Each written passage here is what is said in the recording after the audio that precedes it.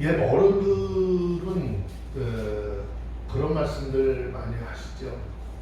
집안에서의 여인들의 위치, 집안에서 여인들의 삶이 얼마나 중요한 것인가 라고 하는 것을 늘 말씀을 드립니다. 그래서 이 말씀의 능력을 따라서 정말 집안의 한 여인들이 어떠한 역할을 하느냐에 따라서 굉장히 그 집안이 또 내지는 그가 속해져 있는 이런 것들이 얼마만큼 더하게 되고 안전하고 평안을 누릴 수 있느냐라고 하는 것을 늘 말씀을 하셨어요. 오늘 말씀에도 그렇게 얘기해요. 여인의 미덕에 대한 이야기를 22절에 말씀하고 있어요. 자, 잠언 11장 22절의 말씀을 함께 한번 읽어볼까요? 읽습니다. 시작. 아름다운 여인이 상가지 않는 것이 마치 돼지떼의 그릇이 같으니라 그랬어요. 여기서 말하는 아름다운 여인이라고 하는 이 말의 의미는 겉으로 보여주는 미모를 얘기하는 거예요. 사람들이 봤을 때 정말 예쁘다라고 하는 그런 것을 얘기하는데 여인이 예쁘게 생긴 것, 예쁘게 태어난 것 축복이래요. 그런데 그 뒤를 이어 나오는 말을 굉장히 깊이 새겨야 하는 것이죠. 아름다운 여인이 삼가하지 아니하는 것은 이라고 했어요. 여기서 삼가하지 않는다라고 하는 말은요, 맛을 상실했다라고 하는 의미예요. 그러니까 도덕적 심성의 결핍으로 본래 순수함을 잃어버리고 그 행실이 아주 불량해진 상태를 의미하는 겁니다. 따라서 이 말은 그처럼 부정한 품격을 가진 여자에게는 미련하고 부정한 짐승인 돼지가 코에 금거리를 한다고 할지라도 전혀 그 가치가 없어 보이고 어울리지 않는 것처럼 그 미모로 오히려 많은 죄만을 유발시키고 더러운 욕망의 진창에서 뒹굴다가 마음과 양심까지도 더럽혀진 그런 사람들, 씻겨주어도 다시 만신창이 전창으로 돌아가는 돼지와 다를 바가 없다라는 것이죠. 결국 겉으로 보여지는 모습, 아무리 예뻐 보이고 아름다워 보이지만 그 사람이 신앙인으로서 또 여인으로서 삶이 정숙하지 못한 여인들, 그 삶은 이렇게 하나님 보셨을 때 예쁘지 않으니까 너희들은 그러한 삶에서 좀 벗어나라 라고 하는 경고의 말씀이죠. 뭐 구체하게 세부적으로 뭐 어떤 이런 것들을 예를 들어서 얘기하지 않아도 우리는 굉장히 이 말씀 속에서 우리 스스로의 모습을 돌아볼 수 있는 것이죠. 특히 요즘에 계속 주보를 통해서 말씀하고 있는 것처럼 말하는 것, 언어에 대한 부분들이 굉장히 중요한 부분으로 자리를 차지하고 있죠. 우리가 뭐 매사에 범사에 이 하나님의 말씀을 이렇게 늘 가슴 속에 새기셔서 내가 삶 속에서 내가 생활 속에서 행하는 그런 일들로 인해서 하나님 보셨을 때 어떨까라는 생각을 늘 해볼 수 있는 우리 모두가 되길 원합니다.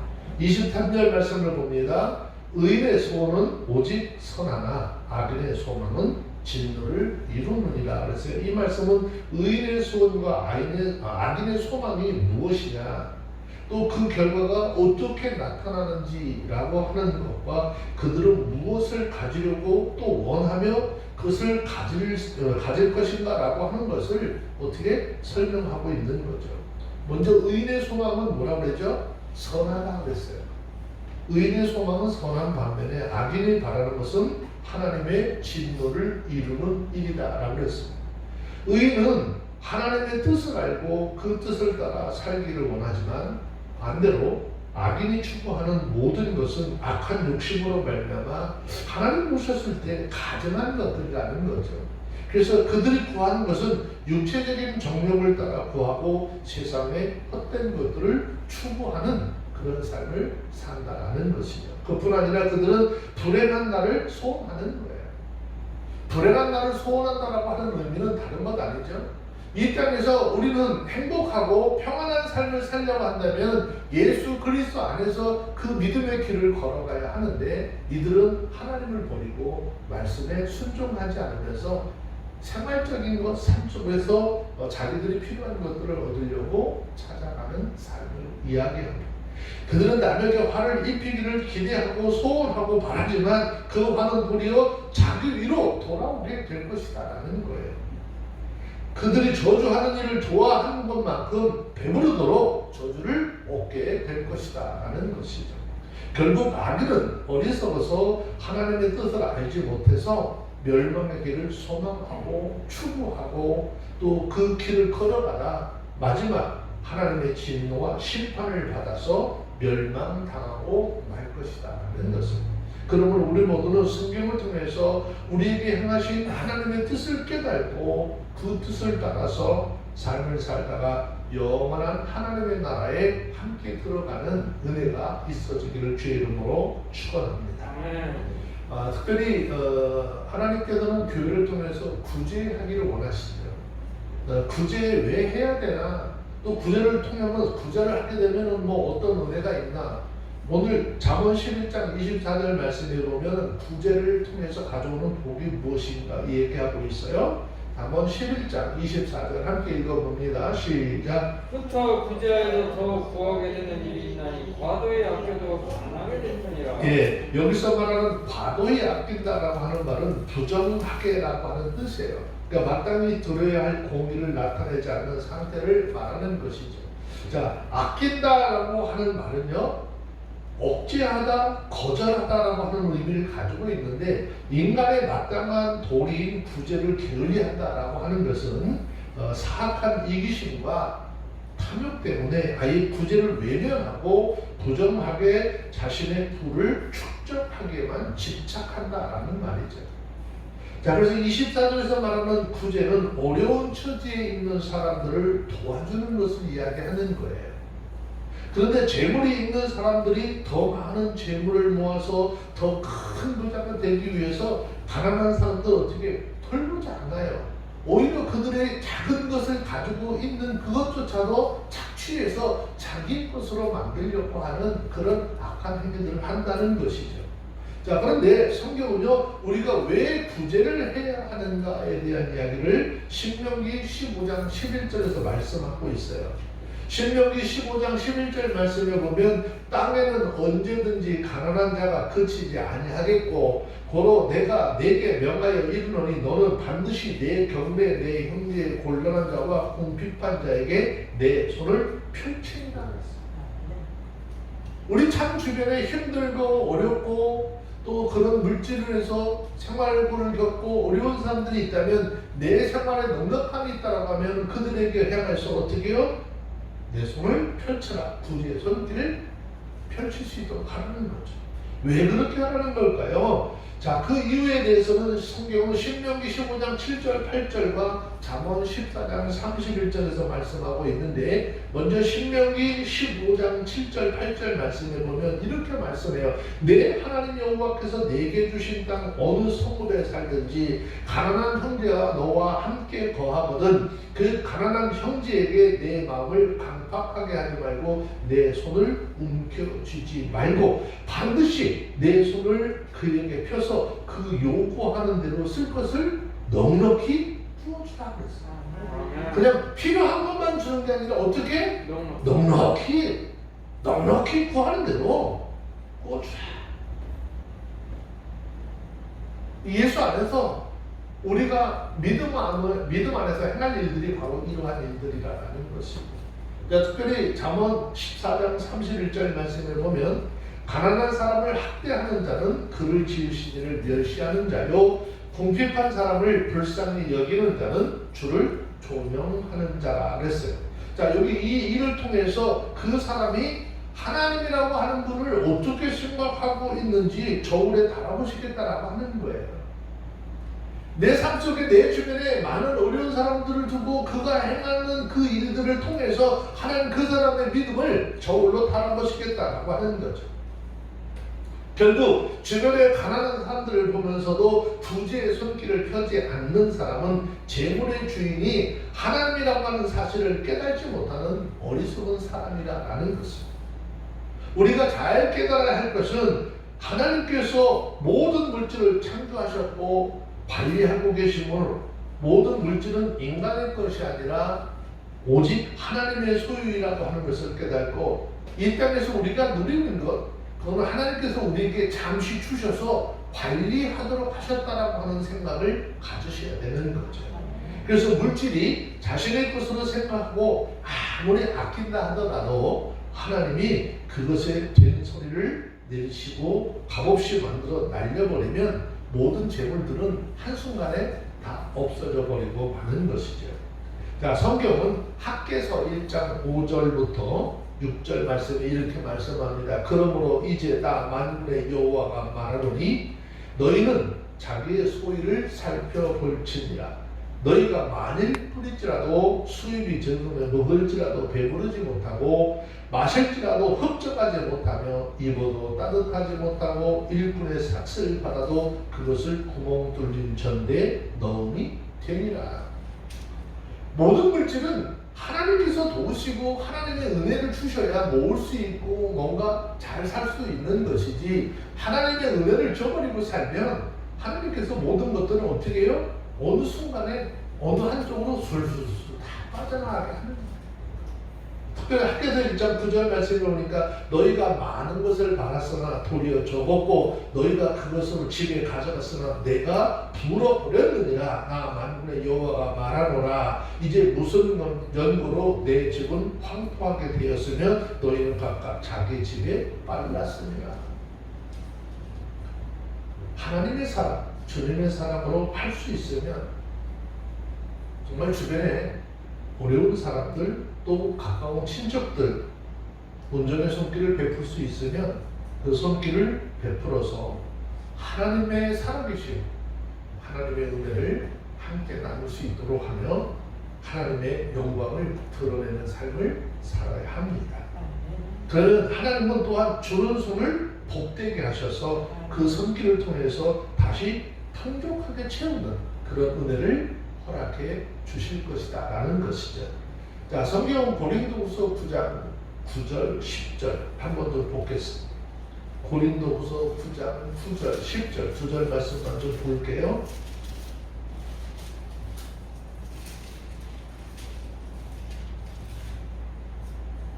찾으셨으면 고린도후서 9장 9절 10절 시작. 기록한 바 저가 흩어 가난한 자에게 주셨으니 그의 이가 영원토록 은혜함과 같으니라.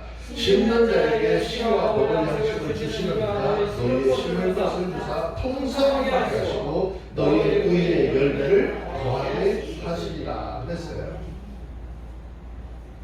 예수 그리스도 안에서 믿음 안에서 선행과 구제는 하나님의 기쁘신 뜻을 행하는 것이고요. 선행과 구제를 힘쓰는 자는 하나님이 의로운 자라고 말씀하고 있어요. 특별히 하나님께서 우리에게 주시는 물질은요, 두 가지 용도가 있는 거예요. 하나님께서 우리에게 주시는 물질의 용도는 두 가지 용도 있는데 하나는요, 먹을 양식이에요. 하나는 먹을 양식이고 또 다른 하나는 어떻게 심을 거라. 종자라는 이야기죠. 그래서 먹을 것만 먹어야지 심을 것까지 다 먹어버리면 내일에 대한 희약이 없는 거예요. 여기서 심는다고 하는 건 어떤 의미죠? 전도하고 구제를 하기 위한 그런 헌금을 이야기하는 것입니다. 자, 그래서 잠언 11장 25절 26절 돌아와서 보시면요, 구제를 행함으로 받는 축복에 대한 말씀을 하고 있어요. 자, 잠언 11장 25절에 보니까 구제를 좋아하는 자는 풍족하여질 것이요 남을 윤택하게 하는 자는 윤택하여 지리라 그랬어요. 여기서 말하는 구제를 좋아하는 자라고 하는 이 말은요, 타인의 부족한 부분을 채워주고 새로운 생기를 불어 넣어주는 그런 사람이라는 뜻이죠. 자기 일을 게을리하고 자선에 지나쳐서 이렇게 주다가 망하게 되는 것이 아닌가라는 생각을 할 수도 있습니다. 내가 이렇게 나눠주고 이렇게 퍼주다 보면 난 망할 거야, 꼭 망할 수도 있어, 그런 생각 가질 수 있어요. 그런데 하나님의 말씀을 통해서 남에게 선을 베푸는 것이 얼마나 자신에게 유익한지 설명하고 있는 거예요.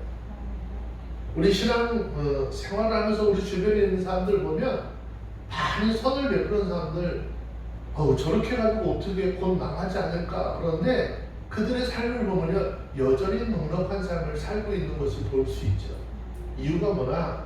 하나님께서 그들에게 그렇게 수고하고 헌신하는 것만큼 열매를 거둘 수 있도록 은혜를 주시기 때문이에요. 그래서 우리 모두는 이 하나님의 약속의 말씀을 믿고 주님의 사랑으로 구제하고 함께 나누는 삶을 살아갈 때 하나님께서 그 손에 더 큰 은혜를 내리셔서 더 많은 일들을 감당하게 해 주실 줄로 믿습니다. 특별히 잠언 11장 26절 말씀을 보니까 뭐라고 말씀하셨죠? 곡식을 내지 아니하는 자는 백성에게 저주를 받을 것이나 파는 자는 그 머리에 복이 임하니라 그랬어요. 자, 여기에서 곡식을 내지 아니하는 자라고 하는 것은 생필품인 곡식을 자신의 치부의 수단으로 사용을 하는 사람을 가리키는 말이죠. 단순히 곡식을 축적하는 것만을 의미하는 것이 아니고 곡식을 매석하는 행위까지를 이야기하는 거예요. 그들이 왜 뭔가 어렵다라고 하면 자꾸 사람들이 미리 사재기 하잖아요. 왜 그럴까요? 이익을 취고자 하는 행위가 그대로 그 삶 속에서 그 사람의 활동을 통해서 드러나게 되는 거죠. 요즘에 뭐 여러 가지 물질적으로 물품들이 뭐 딸리고 이런 현상들이 생기니까 난리들이잖아요. 얼마나 물건들을 비축을 해놔야 되는데 이제는 뭐 소소하게 쓰는 이런 물건들조차도 들어오지 않아서 굉장히 어려움을 겪고 있는 이런 상황들을 좀 봐요. 자, 성경은 아모스 8장 4절, 5절, 6절에 있는 말씀에 보니까 궁핍한 자를 삼키며 땅에 가난한 자를 많게 하려는 자들아 이 말을 들으라 그랬어요. 너희가 이르기를 월삭이 언제나 지나서 우리로 곡식을 팔게 하며 안식일이 언제나 지나서 우리로 밀을 내게 하고 에바를 작게 하여 시계를 크게 하며 거짓 저울로 속이며 은으로 가난한 자들을 사며 신 한 켤레로 궁핍한 자를 사며 잿미를 팔자 하는도다. 곡식이 비싸면 귀하면 값이 점점 오르는 거잖아요. 그리고 지금 오늘 우리가 살고 있는 삶의 현장 속에서 가장 피부적으로 느끼고 있는 부분이죠. 뭔가 조금 어렵다라고 하니까 물품 가격들이 얼마나 오르는지. 미리 사놓고 쟁여놓고 이것이 물품 가격이 오를 때를 생각하면 그것을 내지 않아요. 가난한 사람들이 더 큰 고통을 당하고 한술 더 떠서 시장 가격을 올려놓고 하는 이런 것들은 하나님을 보셨을 때 다 죄라는 거예요. 오히려 하나님의 사람들이라면 이렇게 많은 사람들, 가난한 자들, 고통에 빠져있던 이런 사람들이 이런 것으로 인해서 고통받을 때 공물을 내어서 파는, 그리고 그들의 삶을 조금이라도 좀 안정하게 가져가도록 해보려고 하는 이런 사람들, 하나님 복을 더하시겠다라는 거예요. 요즘에 하도 물가들이 오르니까 매스컴 통해서 보면 예전에 짜장면 한 그릇에서 뭐 2,000원, 3,000원 하던 것들 계속 매스컴 통해서 지금도 안 올리고 어려운 사람들 대상으로 계속 그렇게 판대요. 그럼 그 집이 망했느냐? 보니까 망하지 않아요. 사람들은 문전 성취를 이루고 여전히 그 일을 감당하고 있는 것을 보는 거죠.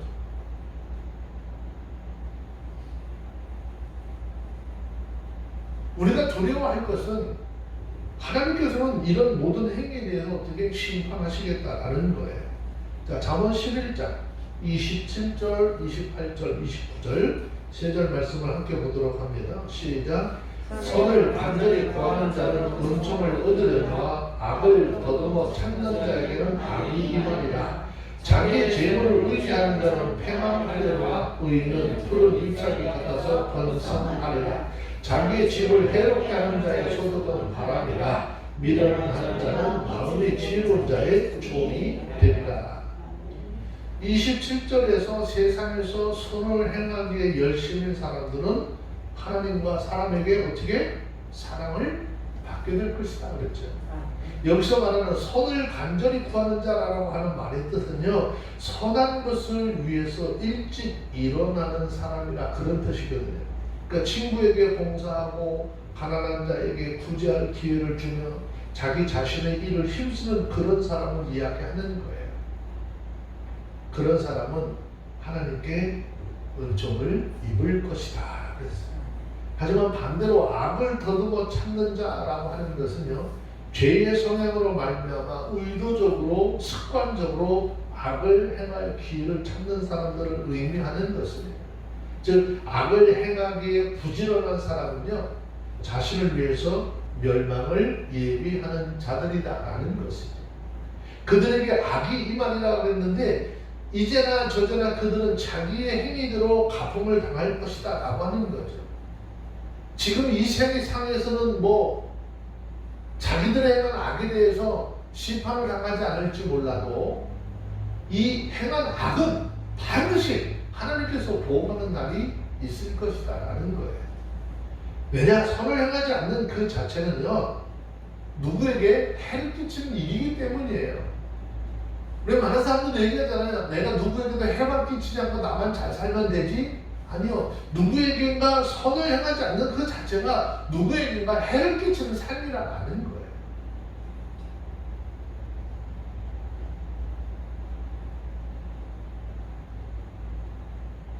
우리들이 가지고 있는 사고 중에 하나가 이거예요. 내가 남한테만 해코지 하지 아니하고 나만 잘 살면 되지. 남들이 뭐 하든 간에 그들과 관계를 맺지 않고 살아야지. 그것 자체가 하나님 보셨을 때 어떻게 해요? 악한 것이에요.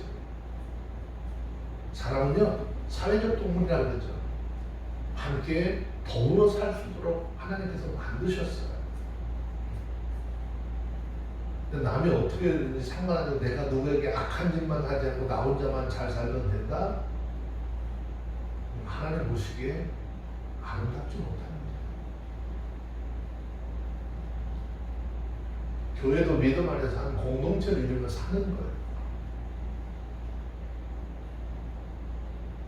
눈에 보이는 많은 사람들은 내 생각과 내 뜻대로 다 되지 않아요. 내가 원하는 것만큼 되지 않아서 내 눈에 봤을 때 허물이 있을 수도 있어요. 그런 것들을 다 어떻게 함께 수용하고 포용하고 안으면서 가는 믿음의 공동체가 될 수 있도록 해야 하는 것이죠. 28절 말씀을 보니까 세속적인 가치를 추구하며 사는 사람들은 쾌락을 추구하는 삶으로 말미암아 비극적인 결말을 맞게 될 것이다 라고 말씀하고 있습니다.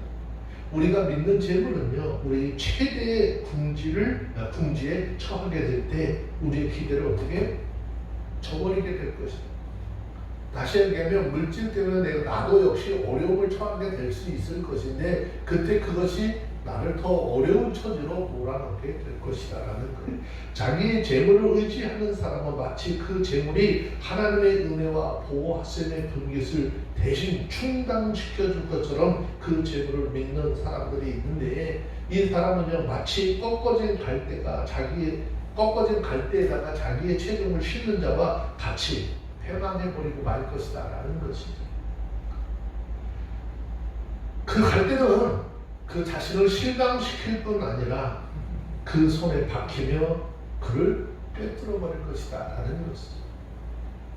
하지만 우리 의의 재물이 우리의 기대에 부응하지 못할 때에도 우리에게 도움을 줄 것이다 라는 거예요.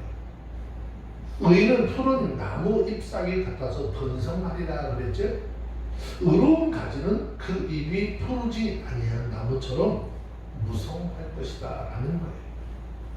다시 말하면 세상에 뿌리를 받고 사는 사람들은 시들 때에도 예수 그리스도께 접붙임을 받은 그 뿌리에서 기름진 것을 분배받는 우리들은 오히려 많은 열매를 맺어서 그 삶이 풍성하게 될 것이다 라는 것이.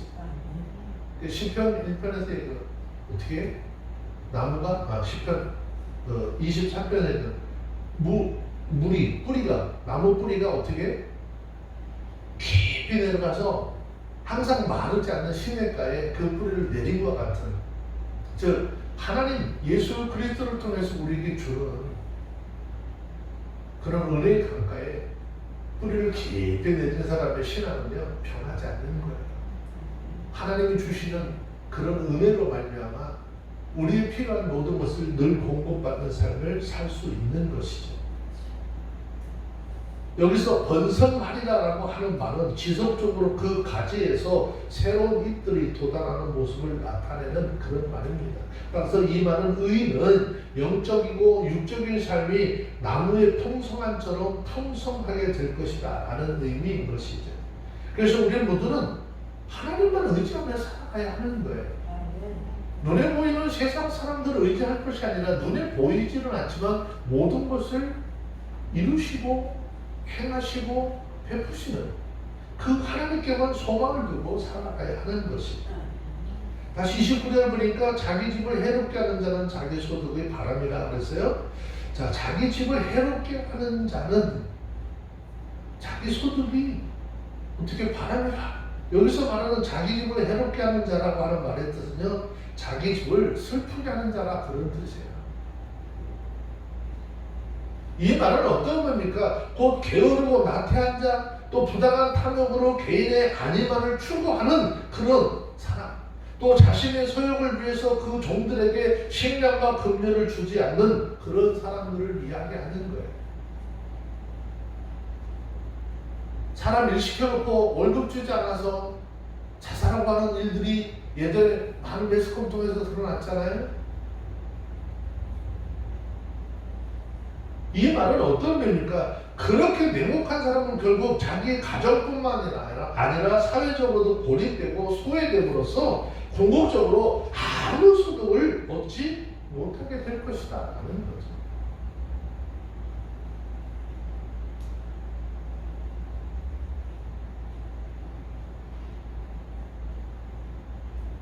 우리가 우리에게 주어진 일을 감당을 할 때 어떤 일을 하든지 내게 주어진 일은, 맡겨진 일은 최선을 다해서 열심히 해야 되는 거죠.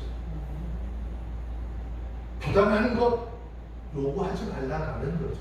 하나님께서 때를 따라 주시는 그 은혜로 말미암아 감사하고 내가 먹고 입고 마실 수 있는 것으로 인해서 하나님 앞에 감사하며 살아가는 삶이 되어야 하는 것이죠. 그리고 미련한 자는 마음이 지혜로운 자의 종이 되리라고 했는데, 여기서도 미련한 자는 자기 집을 해롭게 하는 자를 말하는데, 이렇게 모든 것을 잃어버린 사람은 자신의 가정을 잘 처리할 줄 아는 지혜로운 자에게 도움을 청할 수밖에 없다는 거죠. 그렇게 되면 결국 그 사람은 그 사람의 종으로 전락하게 될 것이다 라는 거죠. 우리 모두 삶을 살아감에 있어서 내 뜻대로 살아갈 것이 아니라 하나님의 뜻에 우리의 삶을 복종시키고 하나님의 말씀에 순종하는 삶을 살아가는 모두가 되어주시길 바랍니다. 왜냐? 우리는 미련하지만 하나님은 지혜가 충만하신 분이기 때문이죠. 지혜가 충만하신 그 하나님의 인도하심을 따라 살면 우리의 삶은 오히려 평안해지고 안식을 가져오게 되겠죠. 자, 그리고 의인의 열매와 악인의 보응에 대한 말씀이 이제 잠언서 11장 30절, 31절 말씀인데, 두 절 말씀을 한 번 더 같이 좀 읽어봅니다. 시작. 의인의 열매는 생명과 지혜로운 자는 사랑을 하느니라. 보라, 의인이라도 이 세상에서 보응을 받겠거든 하물며 악인과 죄인으로. 자, 30절의 말씀하고 의인의 열매는 의인의 내면에서 우러나오는 순전한 종교적 도덕적 행실을 의미하는 것입니다. 곧 지혜로운 사람은 그 행실과 말의 온전함 때문에 자신의 삶을 통해서 다른 사람들에게 영향을 미치고 그들을 구원의 길로 인도하게 되는 것인데, 이것이 의인의 열매라는 것이죠. 성경은 야고보서 5장 20절 말씀에 보면 너희가 알 것은 죄인을 미혹한 길에서 돌아서게 하는 자가 그 영혼을 사망에서 구원하며 허다한 죄를 덮을 것입니다. 그랬어요. 따라서 그들의 지혜로운 자를 존경과 지혜 좋은 자를 존경하는 것과 신앙의 마음으로 추종하게 하여서 하나님께 인도하는 삶을 살 것을 이야기하는 거예요. 그래서 이런 사람들의 삶은요, 사람을 어떻게 얻게 된다는 거죠. 왜? 상대적으로 하나님께서 그 사람에 대해서 믿음을 갖도록 하니까 자동적으로 사람을 얻을 수밖에 없는 거죠. 요즘에 요식업 하는 사람들이 굉장히 어려움 당하는 것 하나가 현장에서 일하는 사람들이 없어서 어려움을 당한다는 얘기를 하더라고요. 결국 영혼을 얻을 자들, 바로 자기들이 지혜롭다라고 하는 것을 입증해야 한다라는 것입니다. 31절에 보니까 보험과 보상에 대한 말씀을 하고 있어요. 이 말씀을 잘 살펴보면 악인의 죄도 하나님 절대 묵인하지 않고 예외 없이 형벌을 받게 되는데 하물며 악인이 어떻게 되겠느냐라고 이야기하고 있습니다. 자, 여기서 단순하게 의인과 악인의 결과적 보험을 비교하려고 하는 의도보다는 악인들의 죄에 대해서 필연적으로 심판할 것을 하나님께서 선포하는 것이죠. 여기에 굉장히 큰 주안점이 있는 것이에요. 이 말은 결국 의인이라도 그릇 행하면 이 세상에서 자기들의 허물에 대한 징계를 받게 될 것이다 라는 것입니다. 내가 예수 믿으니까 나는 아무렇게 살아도 된다는 생각은 절대 가지면 안 되는 거예요. 하물며 약해서 죄를 범하는 게 아니라 교만한 손으로 범죄하는 이 악인들아, 하나님의 집에서 심판이 시작된다면 너희들은 어떻게 될 것 같느냐라고 우리에게 지금 질문을 던지고 있는 거예요. 베드로전서 4장 18절 말씀을 보면 굉장히 두려운 말씀을 기록해 놓았죠. 또 의인이 겨우 구원을 얻으면 경건치 않은 자와 죄인은 어디 서리요? 이 땅에서 예수 믿고 소위 의인이라고 하는 사람들이 겨우 구원을 얻으면 하나님 보셨을 때 경건치 아니하고 죄 가운데 빠진 사람은 어디 설 수 있겠느냐라고 하는 거죠. 물론 지금 우리 육신의 눈으로 보면 수많은 사람들이 많은 죄를 지음에도 불구하고 하나님께서 심판을 내리지 않고 잘 살고 있는 것을 봅니다. 그런 모습을 보면서 그때마다 어떤 생각을 합니까? 그때마다 생각하기를 과연 하나님의 말씀을 믿어도 될까라고 하는 의문을 갖게 되죠.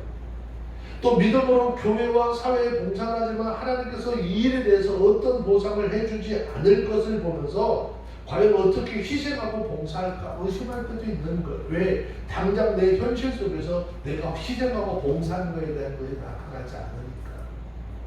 하지만 보험이나 보상은요, 지금 우리가 살고 있는 이 세상에서 부분적으로 나타날 수도 있지만 더 중요한 것은 장차 올 심판이 존재한다라고 하는 사실과 그날에 보다 정확하고 보다 완전한 보상이 있게 될 것이다 라고 하는 것을 증거하고 있는 거예요.